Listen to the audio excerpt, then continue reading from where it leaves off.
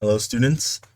Today, this is a quick overview of Greek mythology, its origins, and its myths before we go over in more depth in class. So, quick origins. Greek mythology is composed of many great fables and stories telling of heroes, monsters, and gods that fought with each other, went on adventures, meddled in human affairs, and either blessed or cursed them.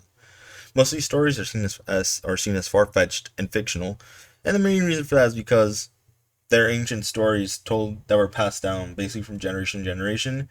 And since they were basically word of mouth, details were changed, minor, major, but the overall essence of the story was kept for as long as time has been around. Like up until now, the main essence of each story has kept its place, allowing us to understand the themes that they entail. Now, just like some quick Greek myths have noticed that we can go over. King Midas, you've probably heard of him, gained the ability to turn anything he touched into gold, but he couldn't control it, turn to gold, eventually leading him turning his daughter into gold. Now, there's also Icarus, who, in order to escape King Minos, his father Daedalus created wings made of wax so they could fly away and escape. But you've probably heard about the term they flew too close to the sun, which is referring to Icarus as he flew too close to the sun because he was like so happy with his freedom, leading to his wax wings melting and him falling into the ocean.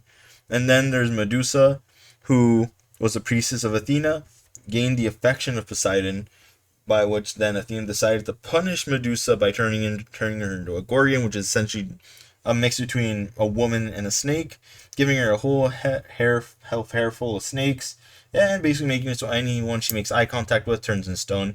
And she was later defeated by Perseus, used her head as a weapon. I won't be going into further detail about that.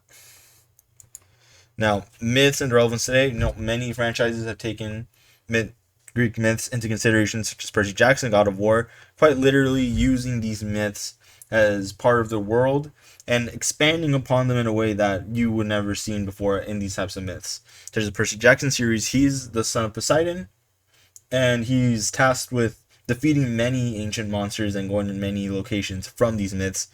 And God of War focuses on Kratos, who's the son of Zeus, who was betrayed by the gods and is trying to exact his revenge on them. Now, here are some sources I use for the information I gathered in this presentation. Feel free to go into these websites and search around yourself. And thank you.